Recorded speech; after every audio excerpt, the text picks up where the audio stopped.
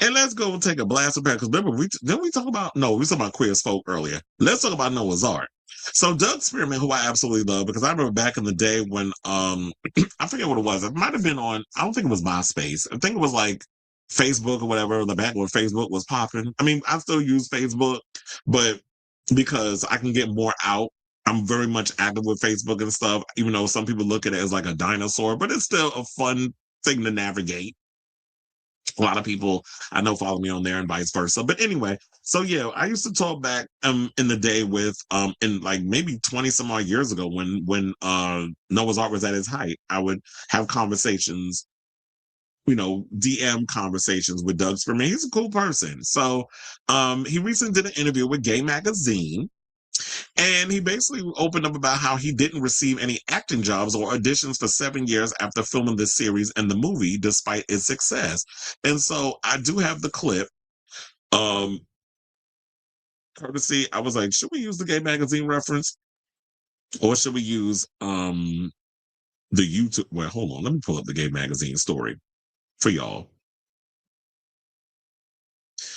Actually, no, let's use the YouTube video because I feel like it sets up the whole thing from the interview. Let's play this clip and then we'll come back and talk. Please hold. I did want to touch on something that you did say about sort of the recognition, right, and how you all got to where you are today after sort of years and sort of folks not really believing in you in the beginning. I know Patrick. We had a chance to interview him, and he's talked about not getting as many opportunities as other directors, or really the recognition for this work. And with you being a part of that, how do you feel? How do you feel about this in terms of Patrick's creative genius and just sort of recognition within the industry? You mean from my perspective about Patrick's career, or my Yeah. perspective on So my career? your perspective on what Patrick said about not getting as many opportunities as other directors or the recognition for Noah's Ark, right? Like, and with you being a part of that series, how do you feel I about think it's that? true. Those I, I, comments. I think it's true. I think, when we first, even before the first episode, back then, like being openly gay was still considered a career killer. And before the show, I mean, I had been out. I saw a friend of mine get outed on the cover of the National Enquirer, and I said, I'm never ever going to let that happen to me. So I've always had an open gay life. I mean, I lived in LA, uh, you know, for 10 years before 12 years before the show came out. And so I wasn't, but there was a discussion when we first started, even before the first episode, about like sort of masking or not talking about being gay. And Mm. because I think there were some, they wanted to, I mean, they couched it in putting it in the idea of that we should create some kind of mystery about who is and who isn't in the cast. And I'm like, look, all you got to do is Google me and you know who I am, you know? Right. But also, because it's television and people tend to get typecast in television more than they do when they have careers in film on either side of, as a writer, director, or as an actor. And I think when the show first started, there was, I mean, I had an agent walk up to me at a cocktail party and said, stop doing gay stuff. I mean, you shake your head now, but like literally, you have to understand, I, Patrick had a lot of great opportunities and he's capitalized on them where he could, like anybody else. But do I think being black and talking about, you know, LGBTQ stories had an effect? Absolutely. I know for in my own case, I don't think I got a job for like 6, 7 years after Noah's Ark went off the air because I was in the show. You know, one of the reasons I took control of my own career and started writing and directing stuff is because I wasn't even I mean, I wasn't getting auditions. 7 years. Because my manager and I talked about that. I didn't get a job for 7 years. Okay, so we basically can stop it then. If you want to see the rest of it, you can go over to I think Gay well, yeah, you can go over pretty much the Gay Magazine's YouTube page, or you can go over to their Instagram. Definitely follow them, GAYE Magazine. Definitely follow them. I follow them and a lot of the content and stuff that they have over there. But what he said is absolutely correct. It's like, especially when it comes to Black queer people, like that's a double-edged sword where because you're Black and you're queer, they definitely not going to give you opportunities. But we heard this conversation from the cast of Queer as Folk back then when it was very taboo. Like a lot of the people who went and auditioned to be a part of that show, or they were trying to get people to audition for the show, people were afraid because casting, agents and managers and stuff were so afraid to send their talent out because that fear of, yeah, you play gay, your career is over, you're going to be pigeonholed. That was the attitude of like how it was in the 90s and the 2000s. And I think even like we've even heard conversations where people are still having, well, this conversation to this day where they say that, yeah, there are a lot of actors who are afraid to come out because of if they come out, their career is going to be over. It's the same thing recently with this Heated Rivalry show. The minute that show came out and everybody was just talking about the sex because we're such a repressed society in America, whereas Europeans, sex is just whatever to them. It's a natural thing. It's the we're more accepting of violence than sex, which is so ass backwards to me. Sex is all about communication and interaction and love and all of this stuff. But it's like we rather spread hate because it's easy to do that than feel emotion and love and do all that other stuff. That's the most simplest of feeling. But anyway, not to go on a tangent, let's bring it back. But with the two actors on that show, and then the guy that works on the show had to step in and be like, no, they don't have to come out and tell y'all this is none of your business and all this other stuff.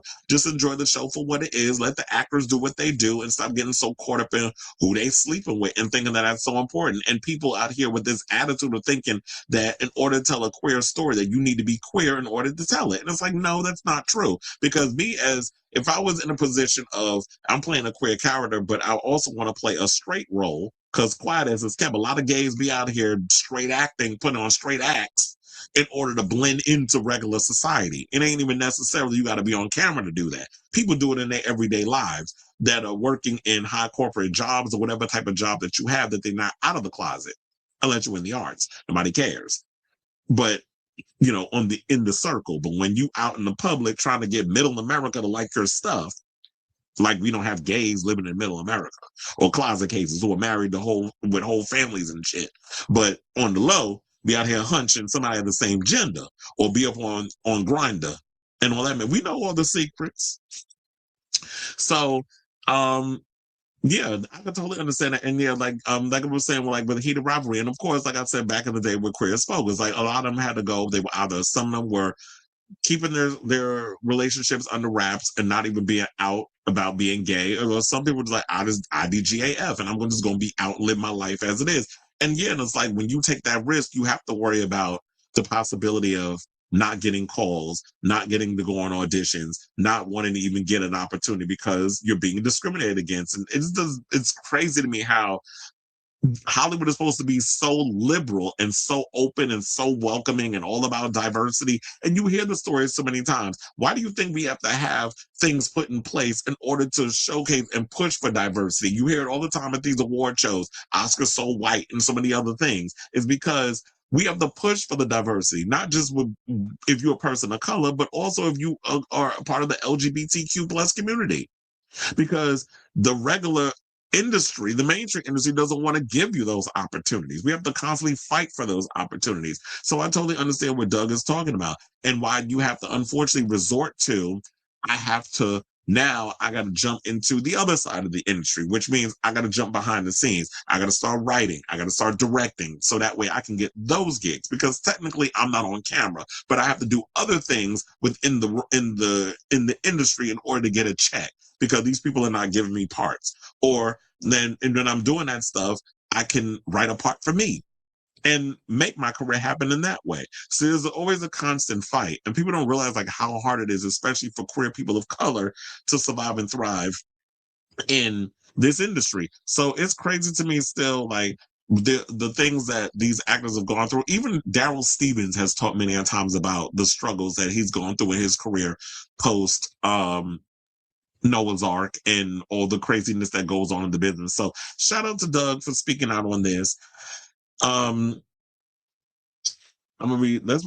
But I gave my thoughts on it. Some people in the comments. One person said, "I wish we had a Black LGBT network and to tell our stories, and it'll give people jobs." Well, once upon a time, my friend DJ Baker, I remember years. It was a while ago. I think in the 2000s, they were talking about creating a network. Bibi Zahara Benet was on board as a partner, a bunch of other people called Embrace. And I don't remember what happened. I don't remember any of my business. Well, I know what happened. I'm just not going to get into the whole details because it's not my place to tell it. But things fell through. It didn't work out. And Maurice Jamal, I believe, was supposed to be a part of it. May he rest in peace. It was a bunch of people that were supposed to be a part of the whole situation regarding Embrace. Didn't work out. That was where and I think even I was even considering like trying to come on as talent back in the day because it's going to be a Black queer network or a queer network with featuring us telling our stories, people of color, that sort of thing. It just didn't work out. But I do agree that we definitely need a network that highlights queer people of QPOC entertainment. We'll just call it that. Queer people of color entertainment. I want the whole cast to know how life-changing their presence was for young Black queer youth in the early 2000s. Lives were saved, absolutely, mine included, because when Noah's Ark came along, I was like, yes, I love queer as folk. I love the L word. I liked all the representations that we were getting at that time in the 2000s. But one of the shows that definitely I felt like, yes, these people are speaking to me and I totally get this world was Noah's Ark. Seeing the Butch Queens, seeing the drag queens, seeing the voguing down girls, like just seeing all that culture. I mean, yeah, it was in LA and all this other stuff, and I was loving it. And of course, yeah, when we got, even though I had my issues with Pose, I was seeing a lot of what I grew up seeing on the Piers in that show. Another person said Doug is definitely one of my heroes. Another person said they deserve better. It was an outstanding show. Another person, they could have definitely renewed Noah's Ark for another season or 7. Well, it was Logo, child. Logo's a mess. Another person adding on to Doug's struggles with finding work, Noah's Ark wasn't renewed because it tried to make Patrick integrate white actors into the show, and Patrick wouldn't, and he shouldn't have, because I don't recall Queer as Folk integrating Black actors into their show, but got 5 seasons. Oh yeah, that was one of the main complaints that a lot of people had about Queer as Folk, the fact of the lack of diversity that was on that show. And I realized in the reboot of Queer as Folk, they tried to right that wrong a little bit. And my issue with that show was not only was the writing bad and those characters y'all created were insufferable, but the fact of the matter was y'all were trying. It felt like y'all were doing like what they was doing with Sex and the City. A lot of people like to get lazy and say, "Oh, it's getting woke." No, y'all were overcompensating for the fact that the lack of diversity from the original turnout of the show. So with Sex and the City, I don't know how you do a show based in Manhattan and don't diversify your damn cast to begin with, because Manhattan is not all white. I grew up in New York, so I know diversity when I see it. Diversity was always what we saw. So for the show not to represent that, I called BS on that from the beginning. And when you look at a show like Queer as Folk, it was like, yeah, y'all was supposed to take place in Pittsburgh, which, quiet as it's kept, it would have been more believable if y'all would have said Philly. Because if y'all wasn't having to take place in a part of Pennsylvania, y'all should have had to take place in Philly, because Philly has a more diverse situation. There's a lot of really cool clubs out there in Philly versus y'all doing some damn don't nobody hang out no damn Pittsburgh. So that was my only issue with Queer as Folk. That and the fact of the lack of diversity. The only time that you did see somebody Black was a Black man was leaving Brian's loft after they fucked. That was the only time we saw it. And he barely had any lines. So that was the only time that we saw that. So yeah, that was one of my whole situations. The fact that, yeah, why is it that white people don't have to diversify their cast when it comes to stuff? But then when we get a show for us, we always got to add a white person because y'all want that other demographic to come over and watch our stuff. Oh no, they'll come over and watch. Trust and believe they're watching what we do all the time. But for them, and they don't need to be incorporated in the show for them to be secretly watching what we're doing. So we didn't need to have white representation or to get that audience. They was going to come regardless. So I say all this to say, what do you guys think of this story regarding what Doug Spearman had to say about him struggling in, Hollywood to try to find work and all that other stuff after, what had happened post Noah's Ark? So whatever your thoughts are, let me know in the comments down below.